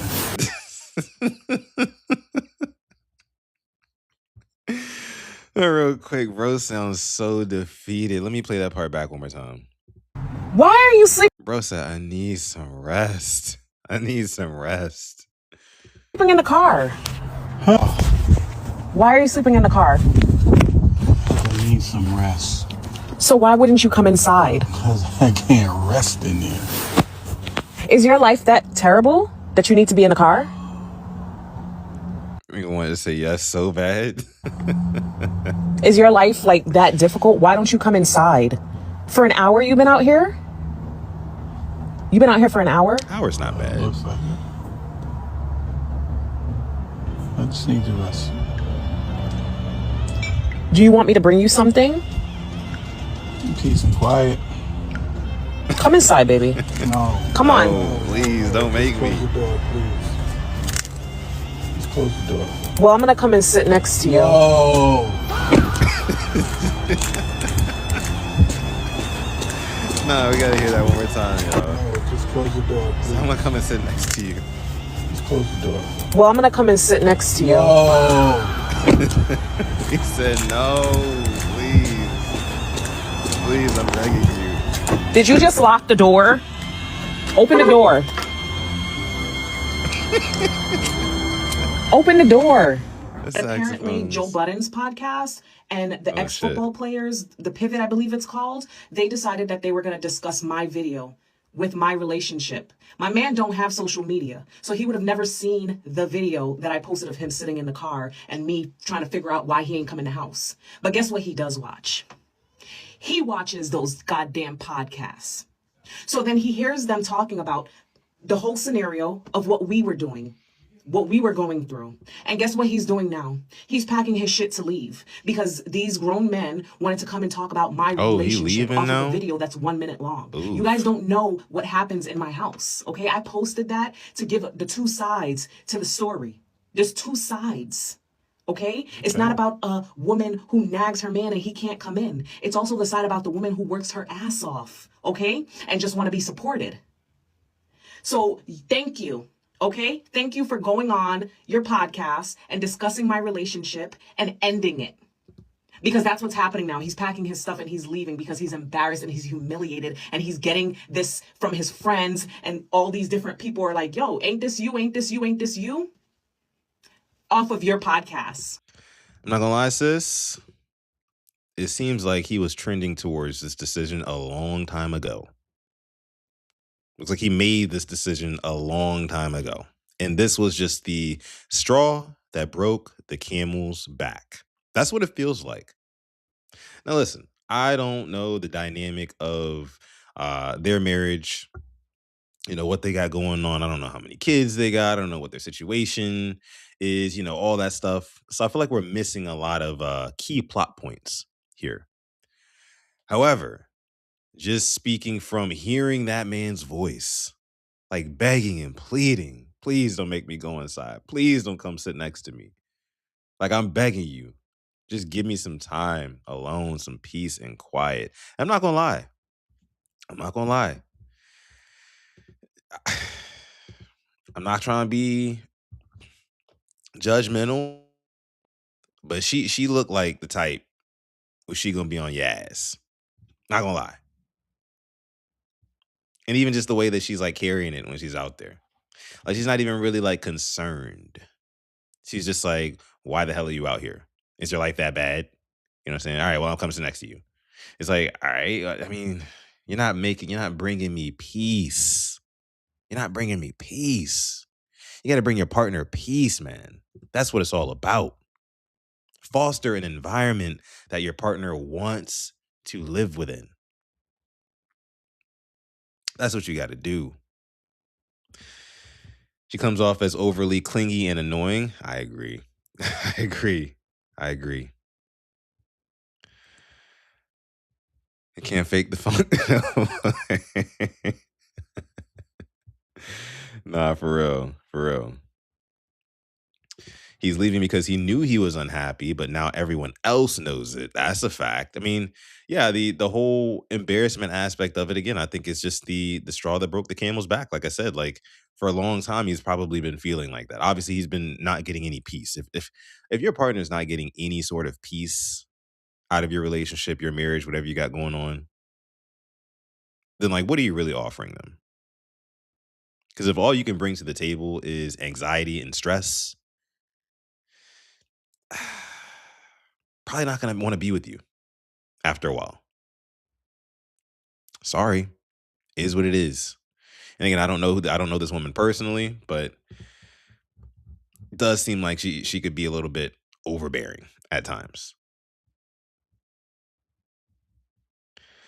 Give her a 2-year deal with the option is crazy. Oh, man. Podcast called The Angry Man. I haven't heard about that one. Who's that? Whose podcast is that? Reminds me of the Ryan Davis joke about men just wanting peace. I've heard of that. I feel like I've seen that clip before. I've seen that clip somewhere before. Somebody send that to me if you could. I've seen that clip before. I meant to like bring it up here one day, but I just forgot. I forgot. Maybe next time. She about to get into the car and start screaming. I really want to know like what the family dynamic is though. Do they have kids or not? Like I wonder. The key is you got to get on her nerves before she get on yours. I don't know. Some of them can match that energy, Taurus. I don't know. She looked like she would match all of that energy. He's probably tried to do that before, and he just lost the battle. And that's what really burned him out. He was like, all right, I can't even do this no more. I tried to fight fire with fire. That didn't work. I'm done. I'm sitting in the whip. He was in there for an hour. T's and P's, thoughts and prayers. Thoughts and prayers, y'all. Thoughts and prayers. All right, let's move on here. What else we got? All right, we got this. This I thought was pretty interesting. This is Jake Paul here. He's talking about in response to the Drewski whiteface video about the conservative women. And he talks about how, you know, if Drewski can do whiteface, then why can't I do blackface? I want to ask you something because I've been over the last couple of days calling makeup artists, and I was gonna do a response to this and like go and do like the full on darker. Yeah. Mm-hmm. And do it and just do it back, because why not? Yeah. Like, are we on the same playing field? Like, I think if there's a way to We're not, do and it, I'll explain why. Singing in well, even this sentence. But if there's a way to do it, I've been here many times. If there's a way to do it, I think, yeah. I think there needs to be some black support for the character, I think. Like I'm saying, like say if Drewski or I'm trying to think of somebody else. Charles Barkley. Charles Barkley. If you got one of those guys to be like, hey, Theo, I want you to do this skit with me. Let's do this. But still, that's pussying out. You think it is? Yeah. I'm with you, Chris. To me, there's a level of like, doesn't that make us more like prejudice? Like, like more prejudice? That makes us, if we have to partner with someone. No, Drewski it just doesn't. dropped Doesn't this. even understand the And definition he's done it a couple prejudice. of times. Exactly. I fucking love it. This is great. This is how humans should be. I agree. We should fucking make fun of each other. And I don't see in color, I see in truth and comedy. So like, what are we talking about? So you're saying what era are we living in? Dude, Justin Trudeau did, and he's freaking dating Katy Perry. You see that, Justin Trudeau, the mayor of freaking Canada? I was just with them. I was just with them. No, you were not. Yeah, at the JP Morgan summit. He was B-facing. Look at him right there in the middle. Look at the one in the hat in the middle. He got caught for this before? Yeah, look how dark he went. I mean, So you can kind of get the gist of the video from that, right? Basically, Jake Paul is saying that, hey, yeah, look, like I love the Drewski video. You know, I thought it was funny as hell. And in response, I want to do a blackface video. And it's like, you have to ask the question, why? Why would you want to have a rebuttal to something like that? If you truly thought that it was great, 10 out of 10, no notes, funny as hell, cool, awesome. But why would you then want to make a response skit when you don't make skits, right? He's not a skit maker. Jake Paul is a business guy. I mean, he's runs multiple businesses and stuff like that. And he's very good at some of those other endeavors. But you're not a comedian, buddy. You're not. So you responding to Drewski's whiteface video by putting blackface on and doing what the hell ever is not going to come off as funny. It's just going to come off as you trying to retaliate because you were offended, because you didn't like Drewski's video. And you're just actually pretending to like it, right? You're just pretending to like it because you want to be part of the cool kids and whatnot. But then like your racist side, I'll say, is coming out and saying like, well, you know, I'll respond to it. I'll give it right back. And he's like, does that put us on an equal playing field? And it's like, no, Jake, it doesn't. It doesn't. Because like you're saying like you don't see color and things like that. We should all just make fun of each other and things like that. And it's like, okay, yeah, you can. You do have freedom of speech to do so, but you will not be free of consequences. And the reason why you will not be free of consequences is because whiteface and blackface doesn't hit the same. It doesn't hit the same for multiple reasons. The main reason being blackface was created to mimic and mock black people. Also, you have to consider the hundreds of years of slavery that black people had to go through. So while you're thinking it's just a joke, other people are basically reliving their trauma. And you want it to be basically be okay for people to have to relive their trauma under the guise of jokes. Because nobody is traumatized. No, I can guarantee you no white person is traumatized by Drewski putting on whiteface and doing what he did. There's no historical events or things like that, generational traumas that have been passed down, like I said, generations and stuff like that. There's no historical trauma that would make whiteface so triggering. There's just not. So yeah, it's not on the same playing field. It's not even at all. Stupid.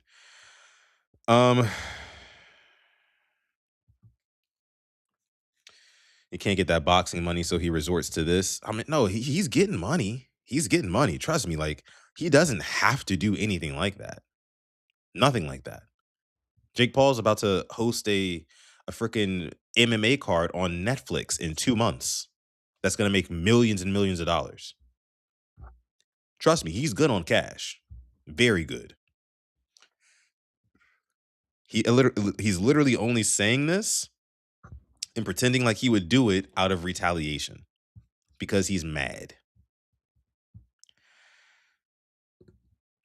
Him wanting to do blackface is not for the same reason Drewski does his stuff. Exactly. That's what I'm saying. It's not for the same reason at all. Torres says, I don't like that type of comedy regardless. Young coming up watching Dave Chappelle do that. It was funny and had its time. I don't like that now because of situations like this. Now, I will say this. When it comes to the Drewski whiteface skit, the most recent one, I didn't like it. I didn't think it was funny. I didn't. I didn't really laugh at it. I feel like, honestly, more of Drewski's content now is more so for shock value and to get a conversation started. That's been clearly kind of like his angle the past, I'd say, almost year, and putting out skits and stuff like that. Which I'd love to bring up to my guy Simply AS10 because he's a huge Drewski fan. Huge Drewski fan. He's like got Drewski's noties on. Shout out to Alex.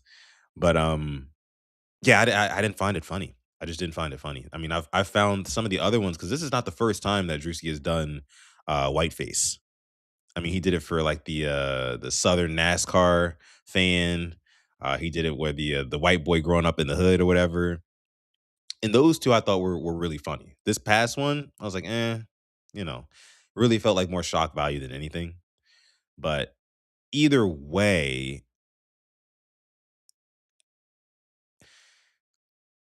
there's no history or hate, like genuine hate or mockery behind what Drewski did. There's no hate behind it. But historically, there has been hate behind blackface, which is why it's not in the same realm. It's not the same. It may seem like, oh, that's a double standard. No.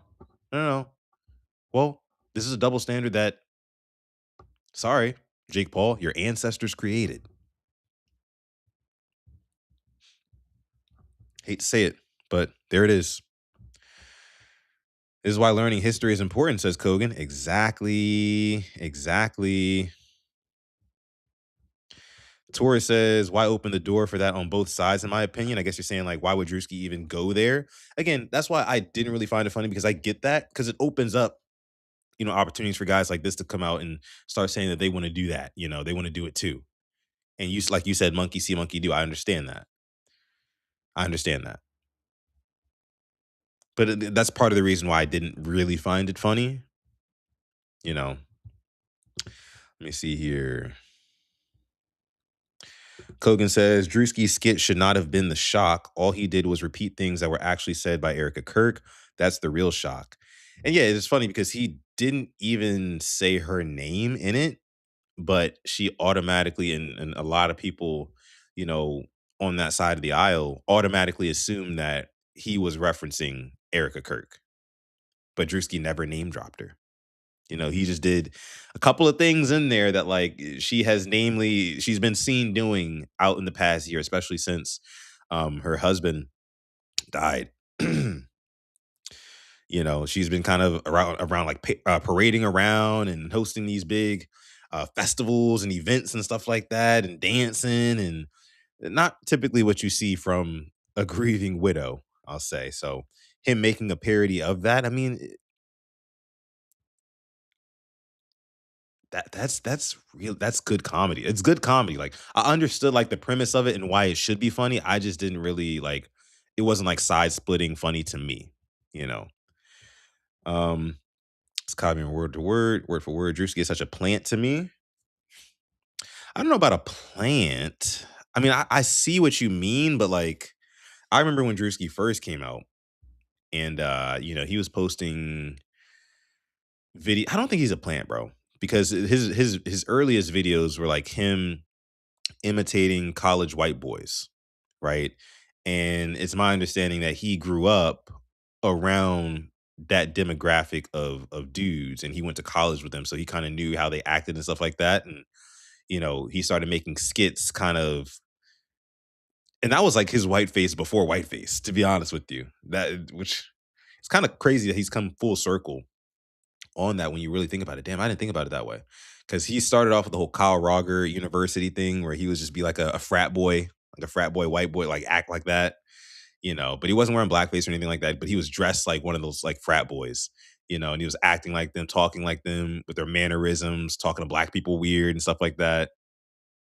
And now for him to come full circle here in 2026, this was back in like 2017 ish, maybe, right? So for him, what, almost 10 years later, to be making actual full on whiteface videos is actually crazy how far he's coming. And they're stupid viral. But again, there's not any hate behind what he did. But historically, there has been hate behind blackface, which is why Jake Paul, it's not the fucking same. Right? Like, and stop being a dumbass. Wake up, smell the fucking coffee, realize that, get over it. And yeah. Let me see. What up, Q? I'm gonna keep my comments to myself about Jake Paul. That's fair. That's fair. But we're a big family here. You can drop it in the chat. Where he get all that production from? Nah, he's Drake's boy toy, him and Ben. Yeah, I mean, he got on, like, it's funny because I've pretty much followed his whole career.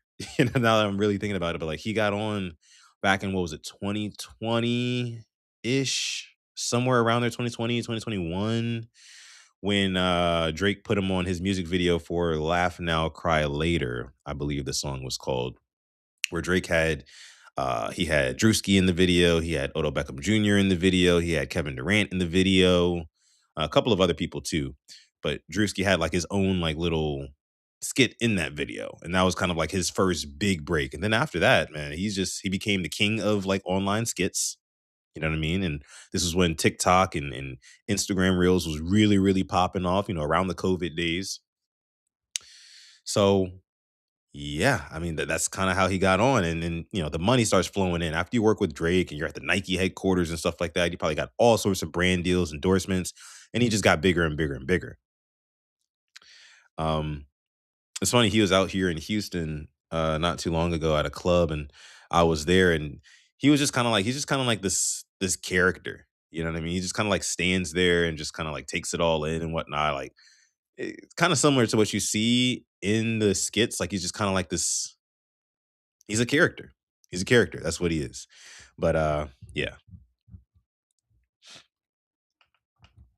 Getting big, crossing over. Yeah, that's what they do. That's what they do. Literally, it was created on hate. That's what I'm saying. That's the point. That's the point. Q the guy says, let me just say he's a doof. Definitely a doof. Let me see. What else we got? What else we got in here on this episode 48 of Sutton Reactions? Again, please be sure to like the video, guys. Please like the video. Helps us out a ton here at Sutton Reactions. We'd appreciate that. Let me see. All right, so let's get into this here. I want to talk about social media and AI. And I want you to listen to Mark Zuckerberg's kind of stance on where social media is going here in the future. I found this very, very interesting because we all use social media in very different ways, I'm sure. But I think the way that these companies are kind of making these apps nowadays, they're all kind of trying to streamline us into using social media in one linear way, and then also trying to influence us at the same time to actually live like outside of our devices, live a certain linear way according to um social media is like kind of, I don't know how to explain it. Let me let you hear Mark Zuckerberg talk about it, then I'll explain more. Generative AI change how social media feels in the future? Yeah, I mean, I think that's a really deep one. There's already been one big shift, which is that social media started out as people primarily interacting with their friends, and now it is, at least half of the content is basically people interacting with creators or content that's not created by people who they kind of personally know. Yeah, and he goes on to say here, it's very interesting. This is a lot here. Social media started out as people primarily interacting with their friends, and now at least half of the content is basically people interacting with creators. It makes you think when you load up Instagram now, right? Mainly what you're seeing is not pictures of or videos or content of your friends and family. It's of people you don't know, strangers, right? Who have got a stranglehold over the algorithm, and therefore now a stranglehold over your device and your account and stuff like that. When it didn't used to be that way. It literally just used to be all, okay, here's my friends, here's my family. We're all connected in this one little network. But now it's totally different. It says you used to open your phone to see what your friends were doing. Now you open it to watch strangers. You did not choose this. The algorithm chose it for you. It tested your friends against optimized strangers. Your friends lost every single time. A stranger with better lighting, better timing, and a better hook held your attention 3 seconds longer than someone who loves you. That is actually crazy. I'm going to read that again. Okay? A stranger with better lighting, better timing, and a better hook held your attention 3 seconds longer than someone who loves you. So now even our brains are subconsciously telling us friends and family matter less than viral content. So in real time, it's like shifting our values, and the proof is in the data. The proof is in the data. Like there's data to back stuff like this up. It says, so the algorithm buried your best friend's wedding photos under a cooking video from someone in Dubai you have never met. It happens all the time. And guess what you did? You watched that cooking video. And that was the first replacement. It says, friends for strangers. You barely noticed. The second one is already underway. It says, if the algorithm already proves strangers outperform your real relationships, and AI can now build a stranger more engaging than any human alive, the math finishes itself. Now, what are we talking about here? They're talking about AI companionship here. And this is why I was saying before how they're trying to not only dictate, what happens on your device and like how you feel when you open up social media, but like also they're trying to dictate, how your emotions are, your love life, and things outside of the device. Because if people start getting attached to AI companions and things like that, and you're really pouring your emotions and feelings into it, as weird as it sounds, some people are already doing it. So don't call me crazy. People are already doing it right now as we speak. And eventually what I guess Mark Zuckerberg is saying here is that eventually you're going to get to a point where everybody, which I don't think would be anywhere near from where we are now, but with this anxious generation, people less likely meeting up with each other, people staying at home more often, staying in watching Netflix, like it's a lot easier and more convenient. And as we approach a society that prioritizes convenience, I could see this happening. We want everything to be easy, and having an AI companion is pretty damn easy. Wait until the sex bots come around. Let me continue though. The AI does not have a bad week. It does not post something careless and lose the algorithm's favor. It does not burn out. Every word is calibrated, every frame tuned, every pause placed at the exact interval that keeps your thumb from moving. A human creator competing against that is carving some stone tablets in a world that just built the printing press. The economics are not even close. A person needs rent, sleep, and motivation. The machine needs electricity. When the cost of generating perfect content hits zero, The feed fills with faces that do not exist. So they're also talking about here how social media and how you consume content. The more AI tools that arise and AI accounts and stuff like that that can really just put out content every single day, every couple hours if it needs to, it can all be top tier just off of the AI. And eventually you're not going to have any original creators anymore. Is another big point that I feel like is being made here. Eventually you're not going to have anybody who is imagine like me and what me and Alex do on the Purple Rain podcast, right? But instead of us actual humans, there's like an AI version of Sutton and an AI version of Simply, right? Or an AI version of Sip to Tally Films, Engraven Vids, all my guys, right? And instead of actual humans making that content and pouring in, their heart and soul into it, it's just AI regurgitating information, spinning different narratives based off of what it knows will go viral or what you want to hear. That's coming. That's coming. AI content is on the way. Let me see what else it says. Personality is built from scratch to feel like someone you have known for years. You will not know when the switch happens. That's the point. The feed does not care whether the thing holding your attention has a pulse. It cares about whether you stay. That's facts. And a machine that knows your patterns better than you know yourself will always keep you longer than a person ever could. And this is where it gets scary. Because social media and the algorithm absolutely does know our patterns better than pretty much anyone else. It's crazy. Data to back it up, though.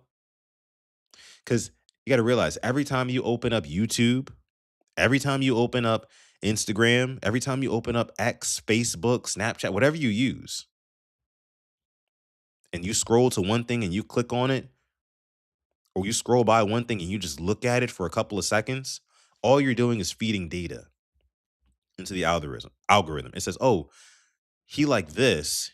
He didn't like this post, but he stared at it for 7 seconds. That's 2.9 seconds longer than he stared at this post. So you know what? The post that he stared at for 7 seconds, let's give him a little bit more of that. Let's slowly push more of that onto him, right? And let's see if we can get him to stay a little bit longer the next time he sees a post with this sort of topic, right? And let's just try to keep him on the app a little bit longer and keep his eyes engaged on the screen a little bit longer. That's all you're doing. You're feeding it data. I'm guilty of it too. I do it all the time. I do it all the time. It's the reason why when you open up your YouTube or your Instagram or your Twitter or whatever, again, at the very top is going to be something that piques your interest.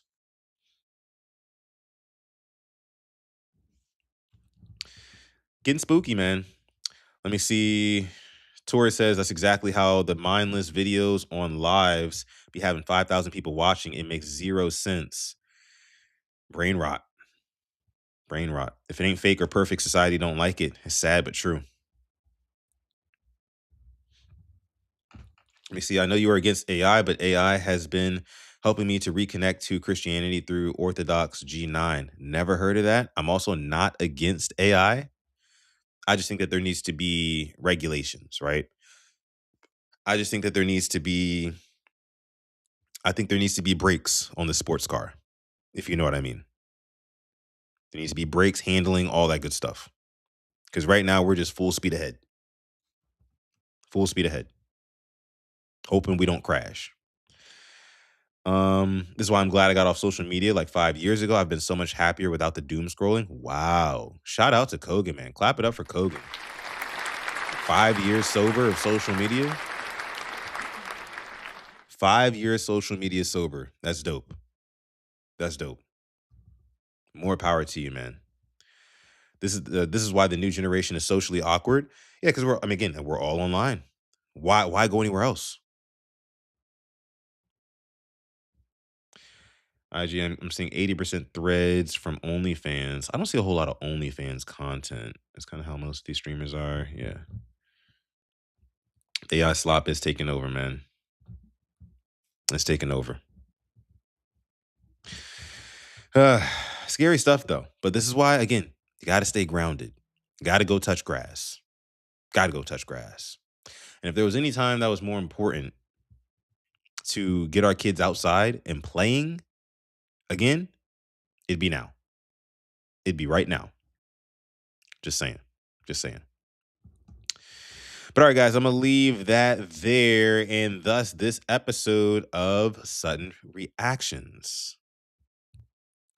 Again, appreciate all of you guys for coming through to this episode 48. We are going to wrap here. Got about 3 hours before Quiet Storm. Again, we're going to do Quiet Storm Sports today with two very special guests. I got my guy, Coach from Sip to Tally Films, and my guy, Nitro from The Wonderkin Show. They're going to be joining me on Quiet Storm Sports to chop up all things Ravens, you know, these new uniforms, the narratives around Lamar, and all the other latest and greatest stuff that I pull here when I hop off the stream. But I appreciate all of you guys for coming through. Again, thank you. Good show. W show. I appreciate that. Again, before we get out of here, leave a like on the video, and we will be back tomorrow with another episode of Sutton Reactions. Enjoy the rest of you guys' day.